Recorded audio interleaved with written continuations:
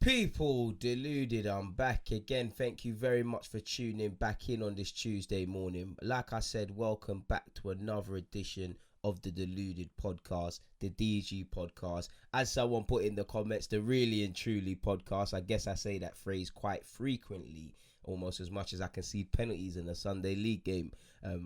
If you, I know the referee watches my content. If you're the referee of our last game, AFC Everton's last game, use your linesman, because one, the ball went out for a corner, and secondly, the thing you've given a penalty for, he's offside. Third of all, I've won the ball. You listen to your linesman.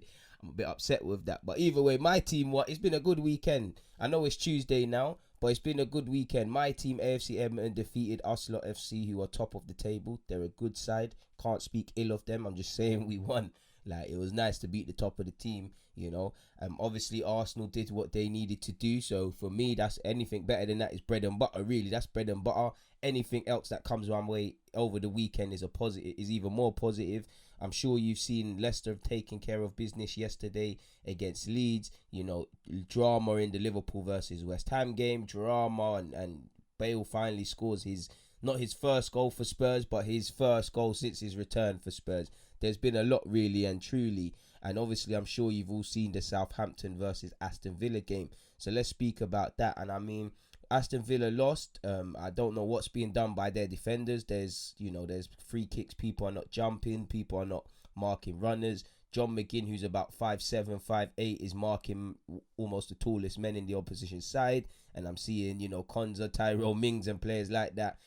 Free runners. Again, if that's zonal marking, that's fair play, but that's almost suicide, and it kind of contributed to their defeat. Big up Jack Grealish as well. I did think the keeper should have done better for his goal, but Grealish showed a little bits and pieces why Southgate needs to stop denying him, and he's gone truly up a level. And I think the only thing that harms Grealish is, he's of the level where, with all due respect to Villa, he should be playing European football, whether that's Europa League or Champions League or playing for the top end. But obviously, they're probably looking at 70 odd million for Donny, so that probably flips it all on its head, people. But it is what it is, The only person I think's had a better weekend than me is James Ward-Prowse, because as you lot know, he turned 26 when Southampton played against Aston Villa. He knocked in 2 free kicks. He's one of the... Listen, let's not gas it. He's one of the best free kick takers in the Premier League and in the world. I'm not saying he's the best, just by looking at him. You can clearly tell a man's put hours and hours into that. And he's one of them. He's probably one of the best ever in the league of all time, specifically in regards to free kick taking. Listen to what I said, free kick. Ward-Prowse is definitely up there. That technique he comes with is ridiculous, and I would love to see him and Trent Alexander-Arnold, give him 10 free kicks. Who's going to score the most? He banged in 2. I don't know which one was better. For me, I'd probably give it to the second one. The angles are a bit tighter. They're a bit against him. He's that bit closer to their goal. He's got to do that much better to get up and down, and he did well. And with that, he equaled and then overtook Matt Letizier's record for free kicks for Southampton, people. He's now scored 8. Well, he's now scored 8, people. So he's gone ahead, and like I said, on your birthday, 3 points is all you want, because that will ruin your birthday. To score on your birthday, let alone score 2 goals, let alone score 2 free kicks, and overtake Matt Letizier in some sort of record. You're having a good weekend, and you must have done something all right. Obviously, Ward-Prowse, he's been a loyal serviceman. He's one of the footballers whether he's been loyal by choice or whatever, he's been at Southampton for a minute. We all remember, what was it, against City, 17, 18 years of age. He made his debut, and he's been at them, and he's been getting better and developing ever since, really and truly. And he's now at 26, coming into his own. England are starting to look at Donny. So it is what it is, man. It's good for him. Obviously, he is now the 9th player in Premier League history to score 2 direct free kicks in a single game, and the first since Christian Eriksen for Spurs in October 2015 v Swansea. I actually remember that game, really and truly. Christian Eriksen, before I forget, apparently he's been linked with PSG. People Inter Milan want to get rid. Arsenal, can we be cheeky and get him on loan if he's on it? I don't know, but moving away from that, I've spent so long talking about James Ward-Prowse. I think Che Adams did all right. Danny Ings doing what he can for my FPL team. Cracking finish by him. Vestergaard also scored a header. Since the start of last season, only Jamie Vardy with 29 has scored more Premier League goals than Danny Ings, who has 27. While no other player has scored more from outside the box than Danny Ings in this period. Ings has 5. Sharp shooter, and it's an interesting race in relation to England and England's strikers, because if I'm honest, I don't know who's going. We can probably, Kane's a definite. I would personally take Greenwood. I think, when you've got someone like Raheem Sterling, that probably goes against the strikers. You've got Calvert-Lewin, who also scored in the Premier League, that's just gone. Callum Wilson, bag 2 for Newcastle, has been in decent sort of form. Patrick Bamford lost against Leicester, but he's been in decent form. I'm not saying I would take him, but he is a wild card of sorts. You've got Tammy Abraham, of course. You've got Greenwood, of course. You've got a bag of different strikers popping up, even, okay, I don't think he's going to get it, but Ollie Watkins has been on the score sheet last couple of games. So again, this just makes it tougher and tougher and whatnot. Vardy as well. We know Vardy's retired from international football. Personally, if I was Southgate and Vardy makes himself available, I'm probably taking him. But at the same time, I think if that was to become a case, you've got to look past the player. Like, on ability, Jamie Vardy should go and he'd give us a dimension in our team, whether he starts or not. But at the same time, not that, again, I get why he stopped playing football, at international level. He's got to think about his career, prolonging his career. Obviously, he's come into the game later, or when I say come into the game, come into the top level even later and whatnot. And on one hand, it's fantastic what he's done, 100 odd goals in the Premier League and ever counting. But on the other time, he's got less time to get earnings and just have a career as a professional footballer. So he's got to look after his body. So I get that. I don't know, but losing the international fixtures out of your personal football calendar, that saves your legs. That also gives you more time for your family. And I don't know if he actually has sons or daughters, but he's got a wife. I assume, his wife knows the industry he's in, but would like more time with him, and that's what it prefers. Also, from a management point of view, as I said, technically wise, Jamie Vardy, no contest. And I'm not questioning his commitment levels, but for me, I could argue when I needed you the most, or called upon you, or needed you to help me with this Euros qualifying, you said you're not available. So other players have helped me along the way. Other players haven't done what they've done with their selection. Why is it when it's confirmed now I should let you be part of the fruits of our labour? Like I said, Jamie Vardy gives us something else, but if I was a manager, I probably wouldn't take him, now that I say that, really and truly.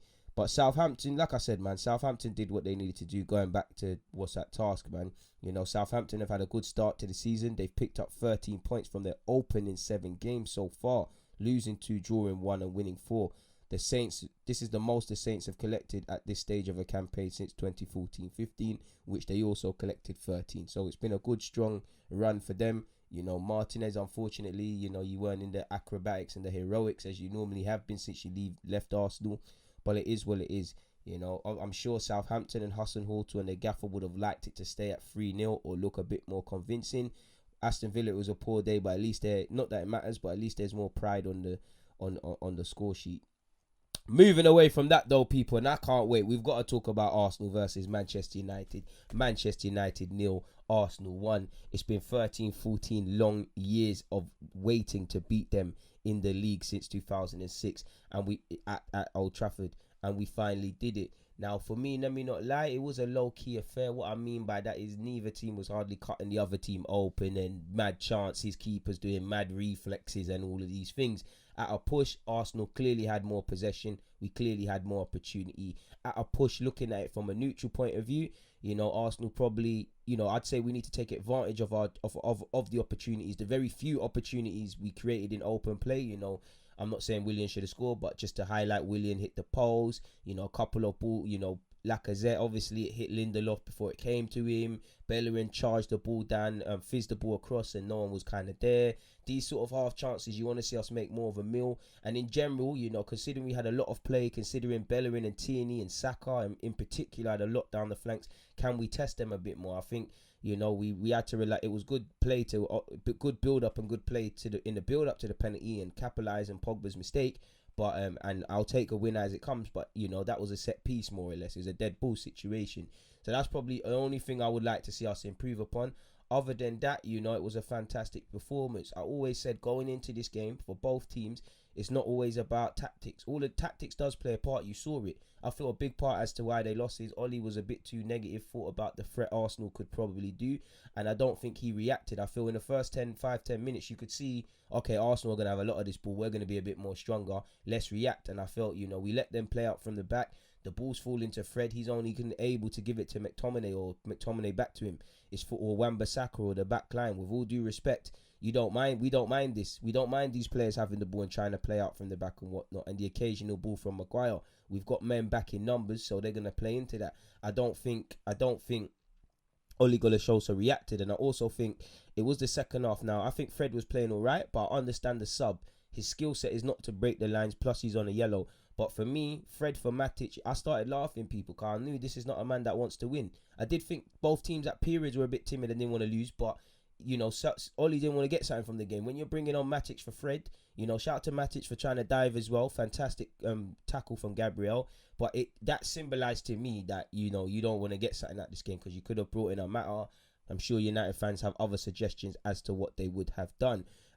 So I feel they got shagged. But also, let's not get it twisted. I feel the players were the United players were a bit toothless. I think Bruno was ineffective, you know, and on top of forcing them to play out from the back, we forced their key players to drop. You know, Bruno was ineffective and was just buzzing about everywhere and just aimlessly trying to play forward passes. Rashford spent the whole period on the floor holding his head. You know, I think Greenwood was all right, to be fair with you. I think he's unlucky to be subbed. I think Greenwood was the one, I'd say, causing the most problems. You know, he got a good foul off Gabriel. He was very good with his back to goal, just turning and evading tackles. I think he was decent. The rest weren't on this thing at all, people, and they've got to take full responsibility for that. But I think Ole Gunnar Solskjaer lost this game as much. For Arsenal, people talk about us not creating clear-cut chances, apologies, and cutting teams open and the rest of it. And all of that is true. But at the same time, you have to be solid defensively. And I personally feel, while we didn't create hella chances and do a madness and test the keeper, we definitely, in comparison to the other top 6 games so far, you know, against top 6 opposition or whatever, we had a bit of a balance. We, you know, locking it down defensively, but also thinking about the threat we could pose. And I saw that we was getting men forward. What I liked from an Arsenal perspective as well, individually, players didn't want to let their teammates, the fans, or anyone down, and they all took accountability for their individual performance. So collectively, it made sure we shined. You know, I couldn't have asked more for anyone on that field. Gabriel, Thomas Partey, El Nene, for me, three players head and shoulders above everybody else. El Nene, you know, you're seeing 90th minute El Nene pressing. He's playing forward pass. He's trying to break out and play. Partey is also doing the same as well in the midfield. And, you know, 4 against 2 men, you would have backed United, especially when they've got the quality of Pogba, of Bruno Fernandes, when you've got the balance that Fred and maybe a McTominay gives you. I only think you needed one of them. You could have played Van der Beek in a game like this, but we did what we needed to do. I also feel Bellerin and Tierney are not getting enough credit. You know, Tierney made a number of important blocks and interceptions and read the play. I couldn't have asked Bellerin for anything more. He was going forward. He was trying to be a thorn in the side, and I'm very harsh on Bellerin because I like him a lot. He did what he needed to do. Man to a man, you know, Rob Holding, solid. You know, Lacazette, he didn't score, but, you know, I think after Gabriel and Partey, potentially El Nene, I think Lacazette made around 4 tackles. He put himself around. Aubameyang put himself about. It is a good team performance, people, really and truly. I couldn't have asked anyone for anything more. And for Arsenal, obviously, it gives us confidence. It shows the players that it can be done. You can do it if you listen in the week and apply yourselves and show that courage. You can win, but in a good way. Let's store it and let's reset back to 0, because, you know, we've still got to welcome Man United to our place. We've still got to welcome Liverpool to our place. We've still got to welcome Man City to our place. We still have to go against Leicester. We've still got 2 games against Spurs. There's still tough games coming thick and fast. Yeah, it's good to win against a top 6 team because Arsenal's record against such is well documented. You know, I am more confident against Man United than Liverpool and City for obvious reasons.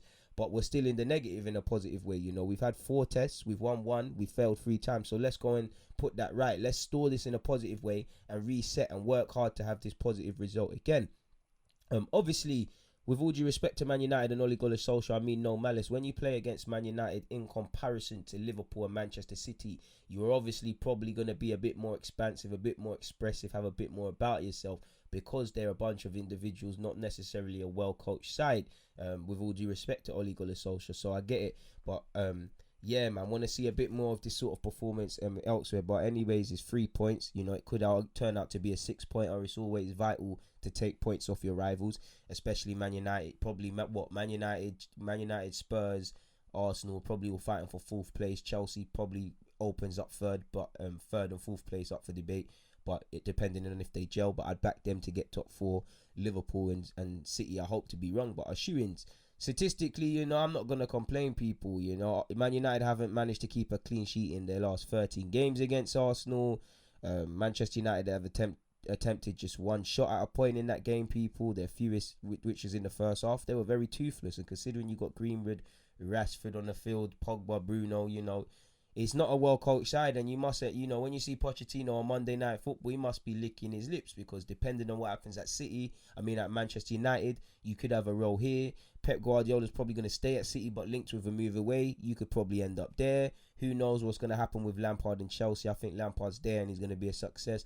But there's also that. You've also got to look at Zidane's situation at Real Madrid, potentially even Ronald Koeman's. I know it's very early into his reign, but, Barca haven't even started the best this season. Dare I even say for Pochettino, maybe even Juventus. Pirlo's not started the best of things. I'm not saying these men are going to get sacked. I'm just saying he must be licking his lips potentially at all the potential destinations he could have. Even his former club, PSG, depending on what Tuchel does in the champs. It is what it is. Pogba has a problem conceding penalties under Ole Gunnar Solskjaer. No other United player has conceded more than one under Ole Gunnar Solskjaer. However, Paul Pogba has conceded 3 penalties. I must say, Pogba's looked tired this season for all his poor form, and he needs to face the music. He was poor, but he looked poor against Brighton, forgive me if I'm wrong. Tired against Brighton too. The same goes for Palace, same goes for Arsenal. And I'm sure there's another game I'm missing out where he got hooked quite early.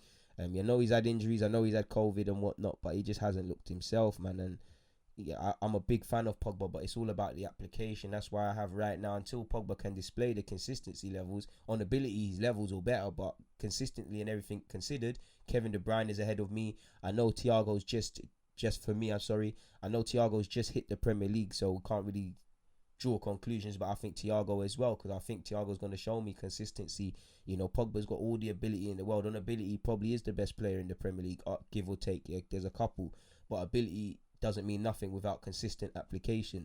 And Pogba at 26, 27, even more older, needs to start showing that in the league. He's had a good career. He is scapegoated a lot, but by the same token, man have to face the music. So yeah, he's conceded 3 penalties. Manchester United have conceded 5 penalties in their last 7 Premier League home games, which is crazy considering the previous 5 penalties they had conceded at Old Trafford in the competition came over a period of 101 games. So maybe that's something for the defense. What does that tell me? Individual errors are happening at an alarming rate. People are failing to concentrate. So that's for the players to sort themselves out mentally, but also for Ole Gunnar Solskjaer to address that. Pierre-Emerick Aubameyang, who was struggling for goals, and we still want him to score from open play, is the first player to score a penalty at Old Trafford in the Premier League, with neither of the previous attempts being converted. You had Robin van Persie in 2011, and in 2006 you had Gilberto Silva. Manchester United have lost at home against Manchester. This ain't making no sense. Manchester United have lost at home against Arsenal in the Premier League for the first time since September 2006, ending a run of 13 games against the Gooners. Arsenal have won away at a Big Six side in the Premier League for the first time since a 2-0 win against Man City in January 2015. They did say Aubameyang didn't score in big games. I guess they were right, people. It's all banter, man. But finally on that, Manchester United have taken just 7 points from their 6 Premier League games this season. Their joint lowest at this stage since David Moyes' short stint at the helm between 13-14. They went on to finish 7th that campaign. Hopefully that continues. It kind of makes Arsenal's job easier. Big up El Nene, as I said, because he made 66 passes. He made 55 completed passes, 39 passes in the opposition half, and he conceded just 1 foul, considering he played against Pogba, Bruno, Van de Beek and the rest of them, and a Rashford who's probably still rolling around the Old Trafford floor right now. I'm a big fan of Rashford, but he was quite annoying in that game. It was quite ridiculous from Rashford to how many times he's going to floor. Bruno as well, get up, man.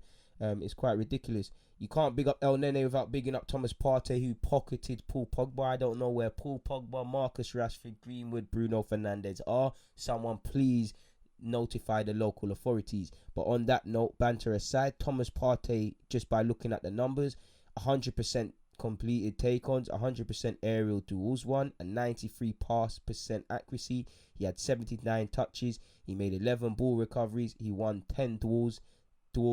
He made 4 tackles. I don't think that one's true by Shakwa. 3 take-ons completed, 2 interceptions, 2 fouls, 1 and 1 clearance. And forget all of that, just by looking at the eyes, complete dominant performance showed Pogba how to be a midfielder, a central midfielder, bullied him. Big up Gabriel, as I said as well. Tierney played very well, Bellerin played very well. Gabriel once again was a colossus at the back. Rob Holding deserves his praise as well. I think only Gabriel made more tackles than Partey against Manchester United. So it was a big performance, and what can I say? I'm completely happy with that. Newcastle defeated Everton. Everton, who many people tipped to get top four and win the league, and all other conclusions, have now had back-to-back defeats. I think that's the first time Carlo Ancelotti's actually lost to Newcastle. I don't think Calvert-Lewin will be happy, but he keeps his goal scoring rate going up, and with the Euros at the end of the campaign, every goal you score means Southgate finds it harder and harder to leave you out if he was, and also for Callum Wilson, I don't think he's going to get into the England squad, but you score goals, you don't know what happens. He's got 5 goals, people, in 7 games for Newcastle. Been quite designing, and considering, Newcastle know their strikers, they've had a long history, they've got a long, rich history with strikers, Les Ferdinand, Cole, I was trying to avoid saying Alan Shearer, but yeah, and then even in present day, guys like Cisse, Demba Ba, they've always had a decent little striker there, whether they've been, Les Ferdinand, they've always had a good forward there of all different levels, but they've also always been a consistent goal scorer. In recent years, obviously, they've had Andy Carroll's got his moments, but isn't quite, I wouldn't describe as prolific. Joe Linton, definitely isn't prolific. But Callum Wilson, big weight on his shoulders. End of the day, he got 2 goals against Everton. He's bagged a penalty, and it looked like he clapped a goal off the line by Ryan Fraser. I'm not going to lie, the 2 former Bournemouth men. Speaking of Bournemouth, as I said, Callum Wilson has 5 goals in 7 Premier League games for Newcastle, which is as many as he scored in his final 30 appearances for Bournemouth. Carlo Ancelotti has also lost consecutive league matches for the first time since September 2014. When he was with Real Madrid in La Liga, and he lost against Sociedad, a 4-2 defeat, and lost 2-1 against Atletico Madrid in the Madrid derby.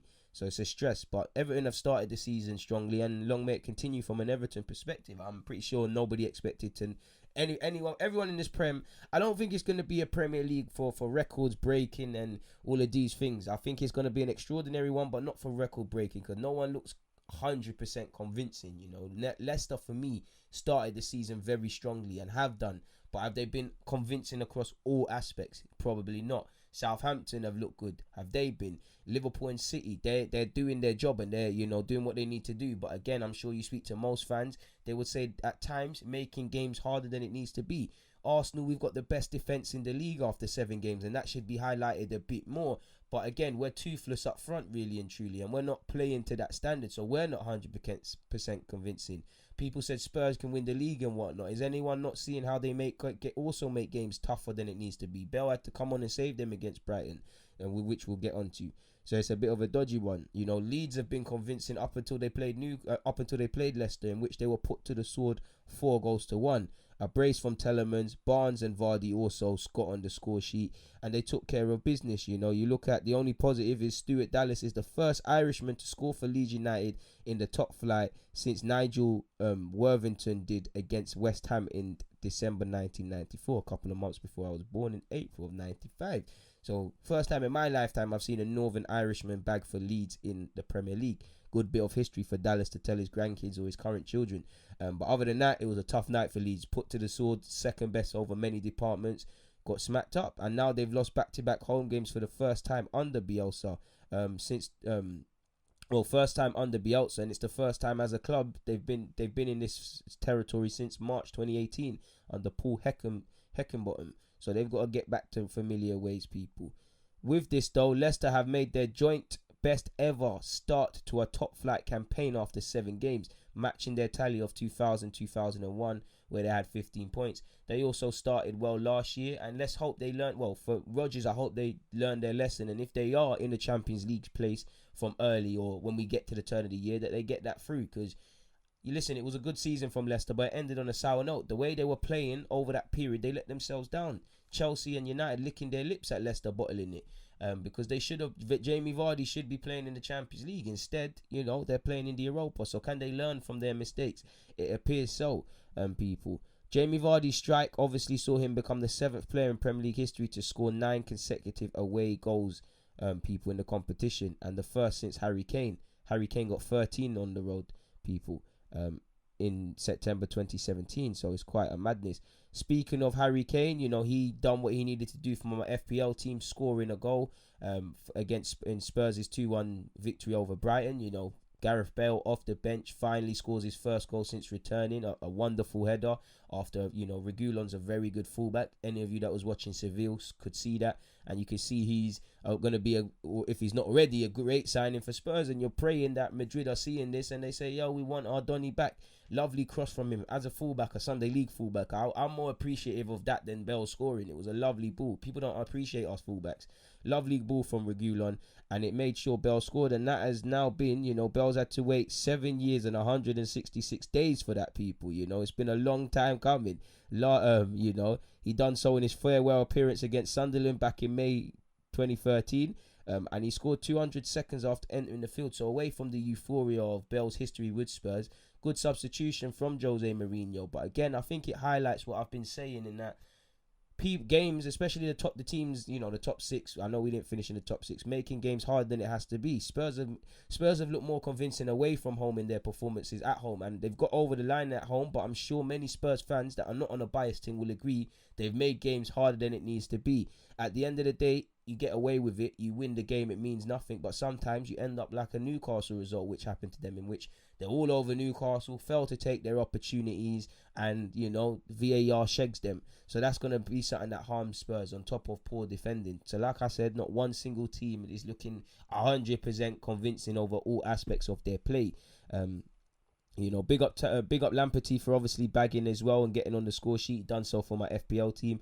The game was marred by VAR. It's looking, the Kane business, the Lamperty business.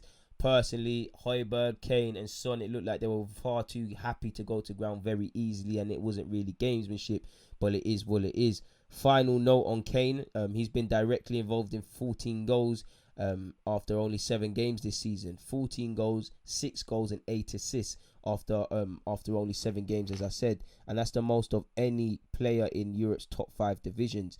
The nearest you get is Lewandowski with 13, which is a goal behind him, and considering you've got Champions League between Tuesday and Wednesday, you'd imagine Lewandowski ties that up. Saying that though, when I've watched Lewandowski in Europe and seen Bayern Munich tearing teams apart, Lewandowski hasn't necessarily been doing a mazzoline.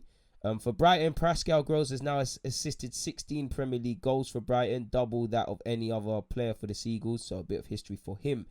Wolves defeated Crystal Palace 2-0.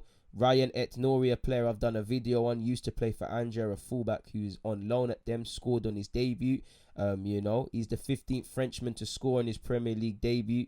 And at 19 years of age and 146 days old, he's also the youngest Frenchman to do so, people. Daniel Podence had a good game. He scored an assist, I believe, people. But he has scored 2 goals in 15 appearances, and both have come against Crystal Palace at the Molineux.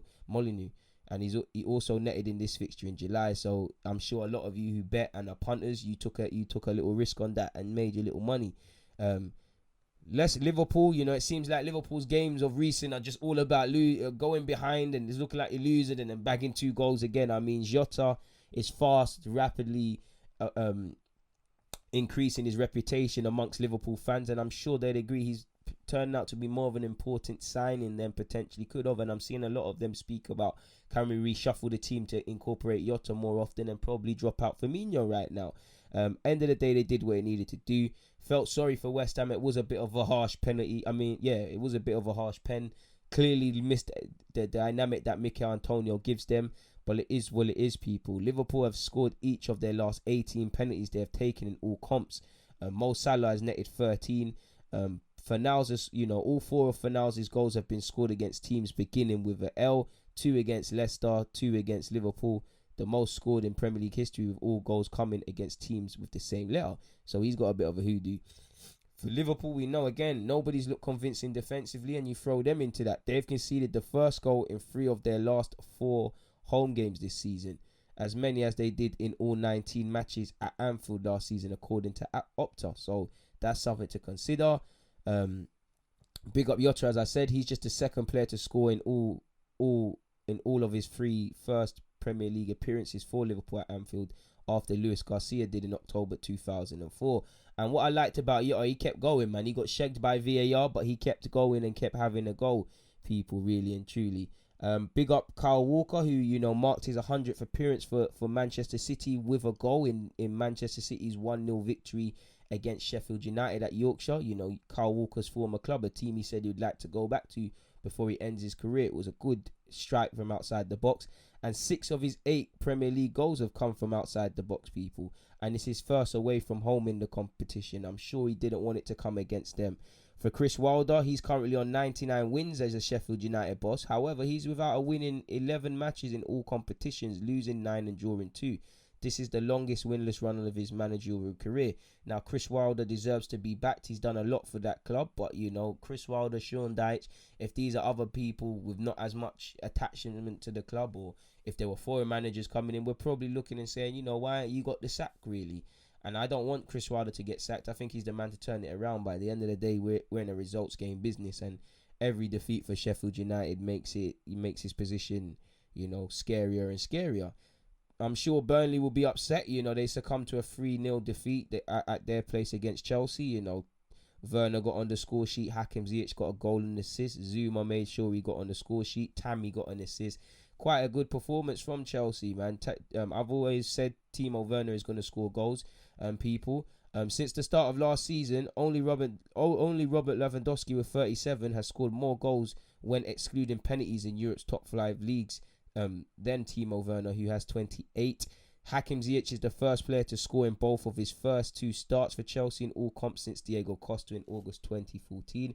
And I mean, you know, Ziyech looked good last week in the Europa League. I know it's not the toughest of oppositions, and he looked good. He still don't look like he's 100%, as he wouldn't be. He's still adapting. He's probably not all the way fit. He's had some injuries and things that have disrupted his start to the season, but he's going to be a good signing for them and complement them very well. I think him and Werner are the ones, you know. What's his face? Havertz is a baller. He's going to be a baller. But for me, I think Werner's a sort of instant man. And I think Ziyech is going to be better than a lot of people expect him to be. Not that he doesn't have a lot of fans already. For Burnley have picked up just 1 point from their opening 6 games this season. Their worst ever start to a league season in their history. So that's something that's going to probably make Sean Dyche lose even more hair. And he doesn't have much on his head, really. West Bromwich Albion can't buy a win, and neither can Fulham. However, it was Fulham's day. You know, they won 2-0 with just 3 points from their opening 7 games in the season. West Brom have made their worst start to a league campaign since 1985-1986, which is quite poor, people. Fulham have picked up their first victory and clean sheet in the Premier League since April 2019 against Cardiff.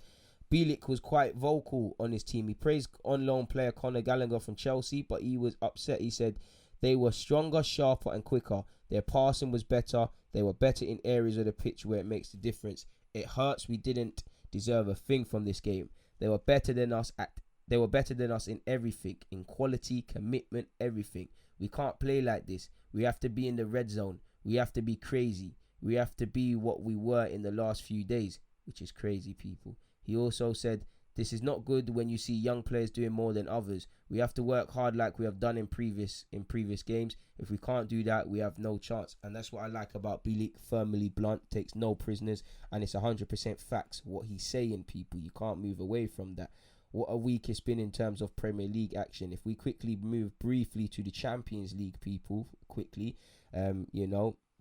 before I talk about the games to come, Pep Guardiola has claimed this season's Champions League will be more difficult than ever for Man City to win, getting their excuses in early. They've never got, as you lot know, since Manuel Pellegrini left, since they've left, they haven't gone better than where he was in terms of the semi-final. They haven't gone further than the semi-final appearance in 2015-16.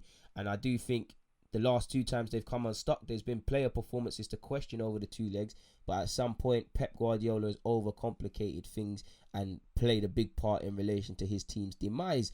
This is obviously the 10th consecutive season they'll be in the competition, and considering the cash, they ain't reached the final. It's a bit mad.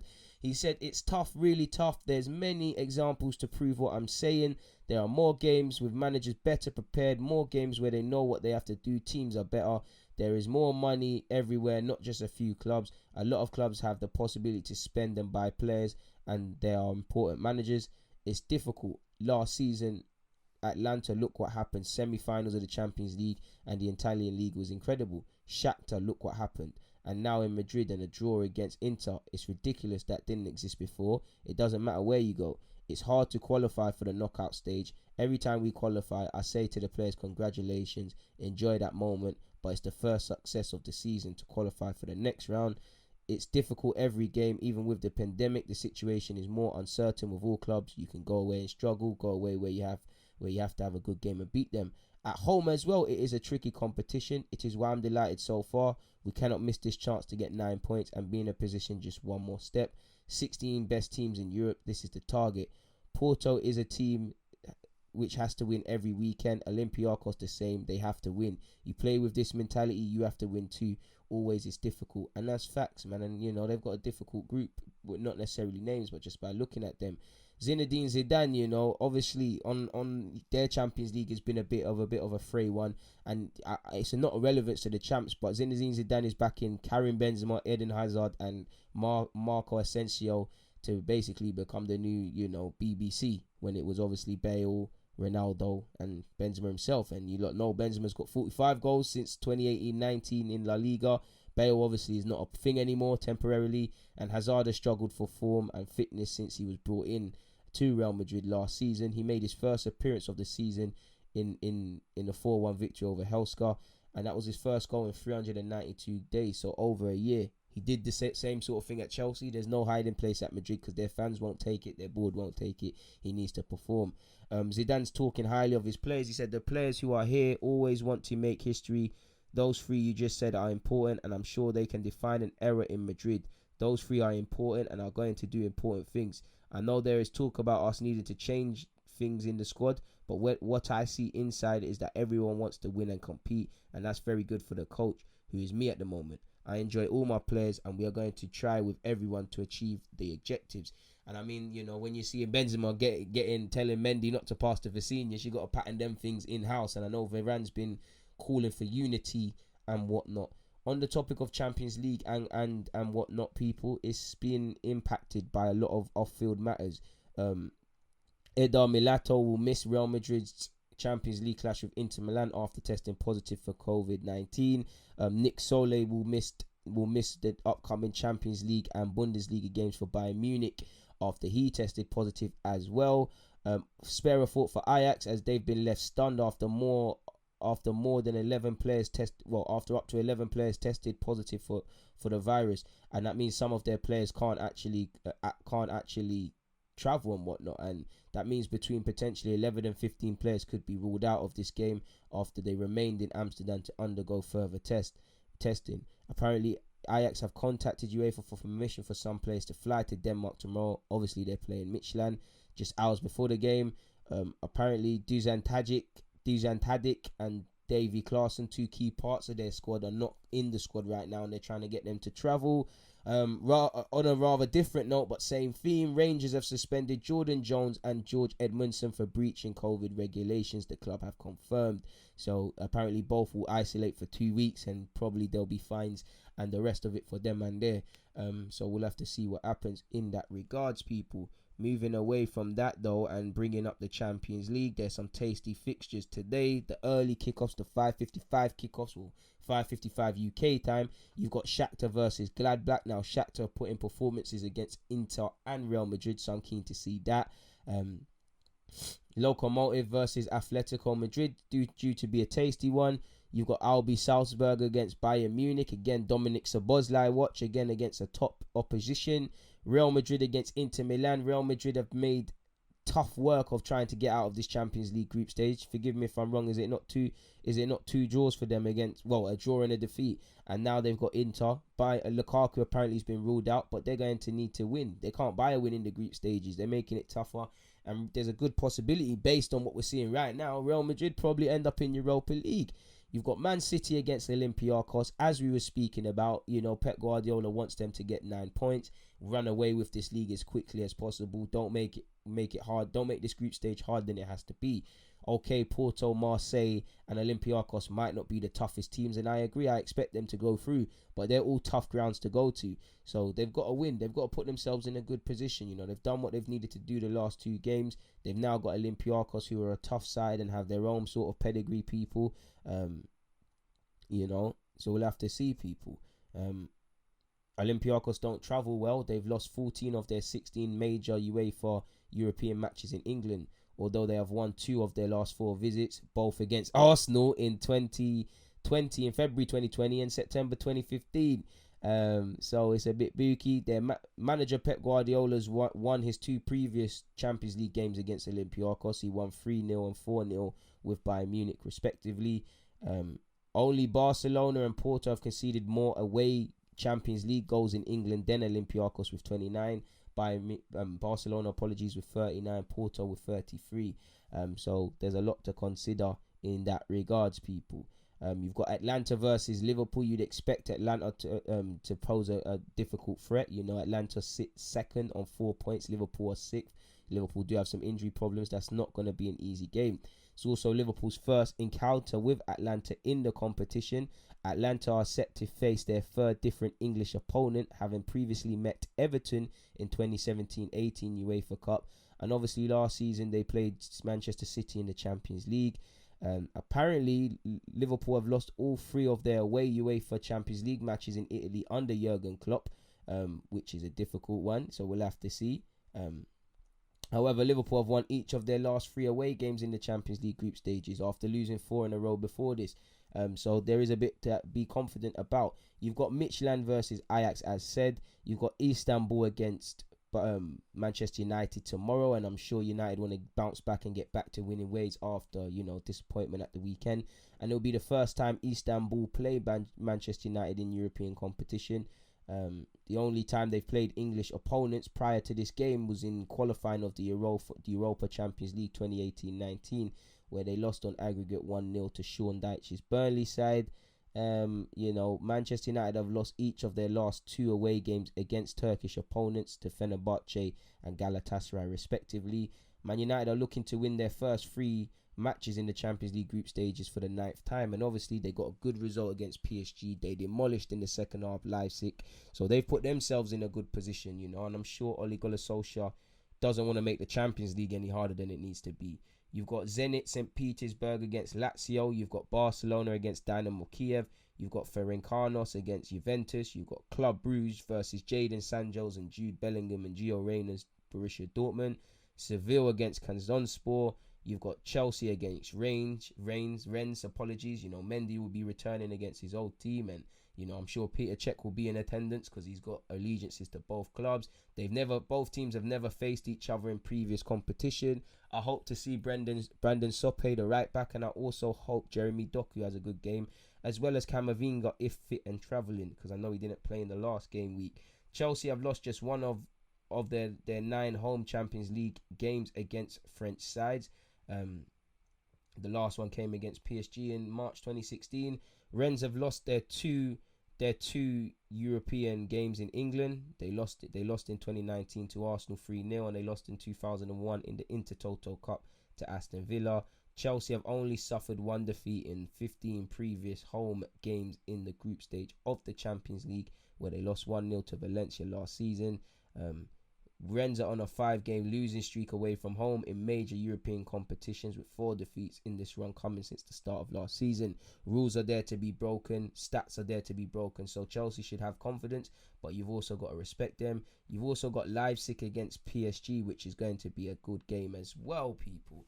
If we move away from this and go to the real European competition, the one where the real ones are playing in, people, with Arsenal. 1 second, I need to scroll down. You've got, I don't know that team name really, people. I'm not gonna lie. I think is that Tel Aviv?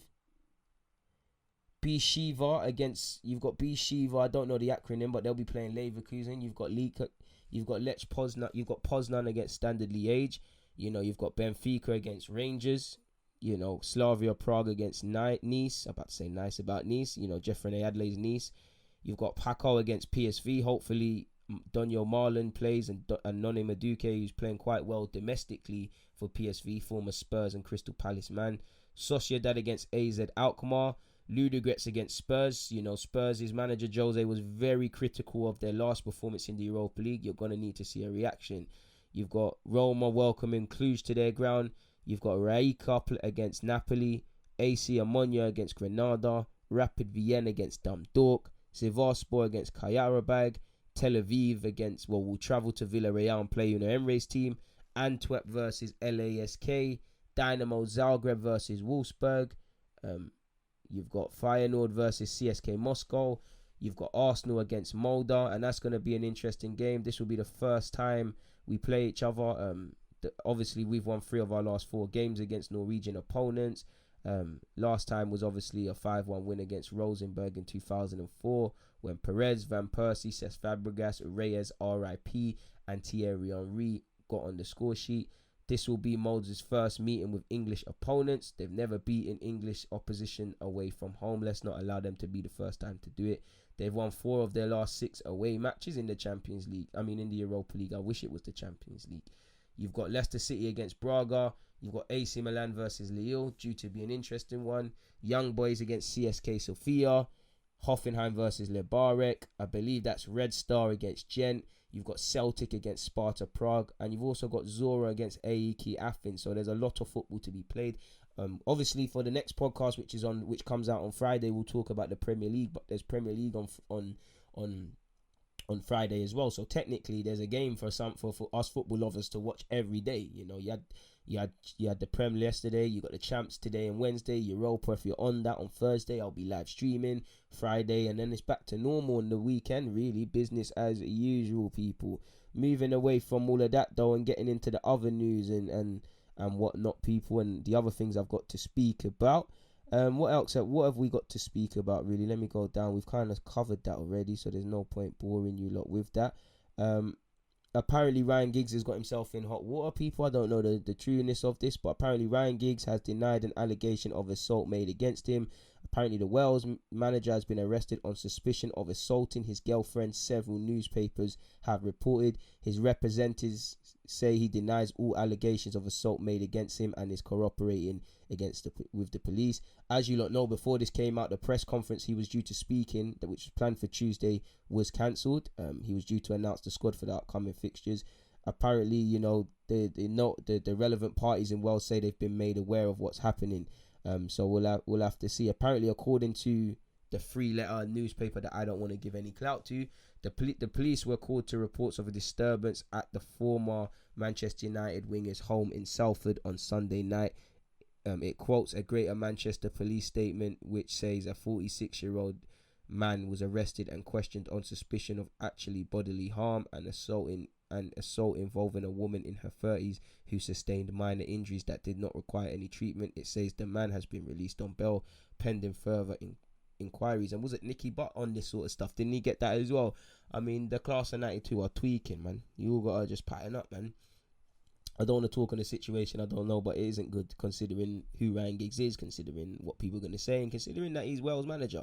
Moving away from that though, and I'm sure you all saw Pochettino was speaking on Monday Night Football, and as I said earlier, there's a bunch of clubs he potentially could be ending up at and whatnot, but he said, I need to wait for the right project. I will not close any door. Does that mean you'll be on managing Barcelona, a team you've spoken of not too fondly because of your Espanyol ties? He said, I always feel ready to be involved in the game. It's my passion, not my job. My energy is full and I want to be involved in the game. But at the same time, I need to understand that it's a good moment to wait. I learned when I was really young that football will dictate your way. I am waiting to feel which is the right project to take. He also said, I don't feel like it's been 1 year not working because of the last 7 or 8 months without fans in the stadium. It did not feel like football. We are watching a similar game, but there is not the passion or emotion there. It's so strange and difficult and a difficult time for everyone. So hopefully we see Pochettino back managing in some capacity.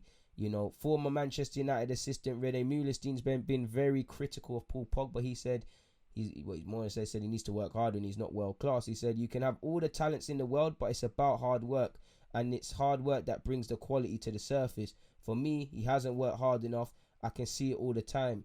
It's too slow, it's laboured, there's no urgency about it, and other teams can capitalise on it. And that's one thing why my criticism of Pogba, I wouldn't go as far as this, and I think he is more consistent people give him credit for.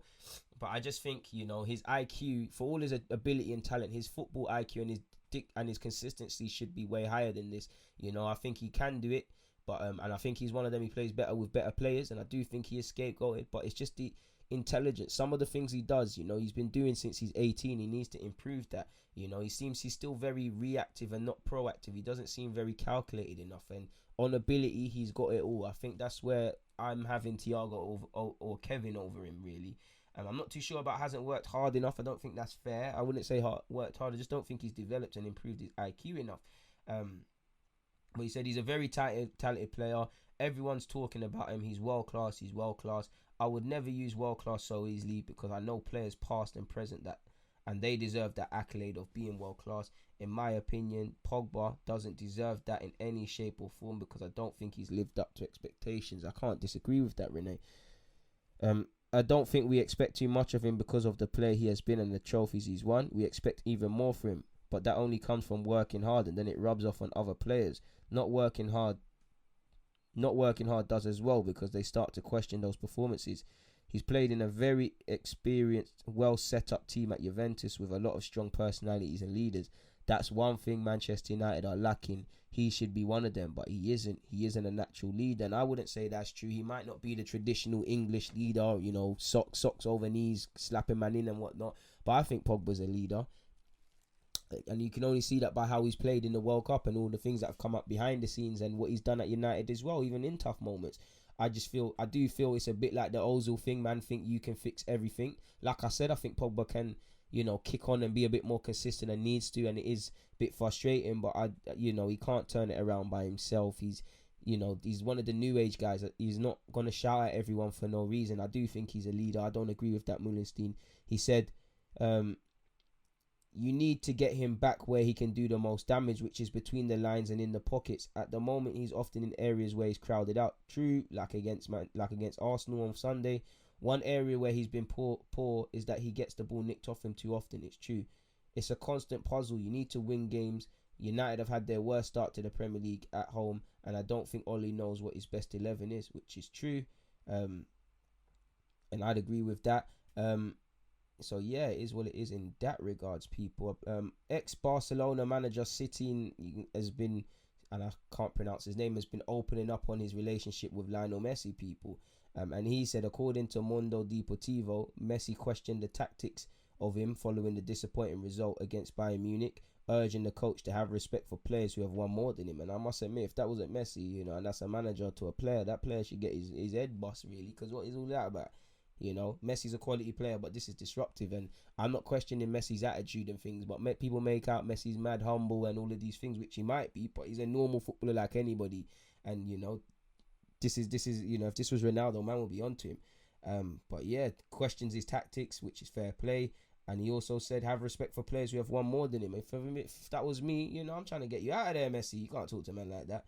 And then he replied to Messi, which apparently Messi responded laughing, which is quite funny. I'm not gonna lie, because he knew what. And he said, "If you don't like what I said, you know where the door is." And that's the way to reply. And that's one thing that probably harms Barcelona. As great as Messi is, he is. I don't want to say he's bigger than the club, but he's bigger than any manager that goes there. There's a lot of politics in that regards. The only one he can't bad up is like a Guardiola or these sort of man there. He can't bad him up. So it is what it is in that regards, people. It really is what it is. Yeah, man. Let's quickly, before we end this, let's talk about the transfers. Apparently, David Alaba says he's disappointed and hurt at the way he has been treated by Bayern Munich after the European champions withdrew their offer of a new contract. As you lot know, Alaba's in the final year of his deal, people, and apparently he's been demanding a 5-year deal worth 125 million, 113 million pounds for those in England. Apparently, it was withdrawn after the deadline for October the 31st was reached, and it didn't happen. It didn't come to it. And I can't blame the club. You set a deadline, do what you need to do. David Alaba can't keep sitting on his hands. From a player perspective, you can, but the club, especially a club like Bayern Munich, ain't got time for that. So it is disappointing, and it probably raises the rumours of him being linked with City, with Real Madrid, with Barca, and the rest of it, people. It'd be sad way to end what's been a good relationship between David Alaba and Bayern Munich. So we'll have to see. Apparently, Messi still wants to leave Barcelona, and Man City could offer him a pre-contract in January so he can move in the summer. Apparently, Manchester City are prepared to make Raheem Sterling and Kevin De Bruyne the highest paid players in the Premier League. Atletico Madrid have joined Bayern Munich and Seville in keeping tabs on 20-year-old Tariq Lamptey of Brighton. Samuel Chukwueze, the 21-year-old of Villarreal, is interested in Manchester United, Everton, and Leicester City. PSG would be keen on a move for Dele Alli if he is made available in January. As you lot know, he was subject to loan moves elsewhere, but nothing happened. Darwin Núñez, a young Uruguayan striker who I've seen play for Uruguay international level, youth international level. He went to Almeria and he's now at Benfica, gaining a lot of plaudits. Apparently, Barcelona are looking at him to replace Luis Suarez, and they will make an offer of 7 million for Manchester City and Spain defender Eric Garcia in January, which they can also offer him a contract to move in the summer. Llorente has been linked with Atletico Madrid, former Spurs and current Napoli man, which is I don't know where he'd go. And apparently, not finally, but Conte said he turned down the chance to manage Real Madrid twice because he did not want to take charge of a side who had already started their season. And apparently, Brighton, as you lot know, Brighton dropped Neil Maupay, their top goal scorer, the 24-year-old against Spurs. Apparently, Graham Potter said it's because the Frenchman has had a bad attitude. And for someone that spoke after Guendouzi and said he lacks humility, you can see Maupay is a bit of a see you next Tuesday. But he must, you don't mind having them in your squad, but he must really be thinking he's Johnny Big Balls. And to be fair with you, when I hear stuff like this just means or screams to me you're angling for a move. You won't be, better yet, a Brighton player come next season. But we'll have to see. People, it's been lovely reviewing the Premier League with you, previewing the Champions League and Europa, talking about several other football talking points as well. It's been a lovely odd 55 minutes, but I'm off.